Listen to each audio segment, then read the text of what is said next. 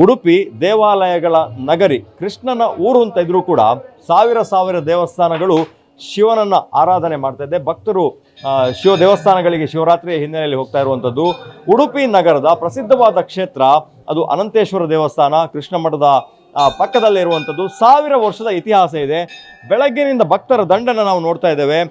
ಇದೇ ರೀತಿ ಬೆಳಗ್ಗೆ 5:30-6 ಗಂಟೆಯಿಂದ ಭಕ್ತರು ಸಾಗರೋಪಾದಿಯಲ್ಲಿ ಹರಿದು ಬರ್ತಾ ಇದ್ದಾರೆ. ಅನಂತೇಶ್ವರ ದೇವರನ್ನ ಕಣ್ತುಂಬಿಕೊಳ್ಬೇಕು ಅನ್ನುವಂಥ ಹಿನ್ನೆಲೆಯಲ್ಲಿ ಸಂಜೆಯ ತನಕ, ನಾಳೆ ಬೆಳಗ್ಗೆಯ ತನಕ ಕೂಡ ಭಕ್ತರ ಸಂಖ್ಯೆ ಹೀಗೆ ಇರ್ತದೆ. ರಾತ್ರಿ ಇಡೀ ಜಾಗರಣೆ, ಬೇರೆ ಬೇರೆ ಸಾಂಸ್ಕೃತಿಕ ಮತ್ತು ಧಾರ್ಮಿಕ ಕಾರ್ಯಕ್ರಮಗಳು ಈ ಕ್ಷೇತ್ರದಲ್ಲಿ ನಡೆಯುವಂಥದ್ದು. ಅನಂತೇಶ್ವರ ದೇವರಿಗೆ ಶಿವರಾತ್ರಿಯ ಮಧ್ಯಾಹ್ನದ ದಿವಸ ನಡೆಯುವಂತಹ ವಿಶೇಷವಾದ ಪೂಜೆಯನ್ನ ನಾವು ನೋಡ್ತಾ ಇದ್ದೇವೆ.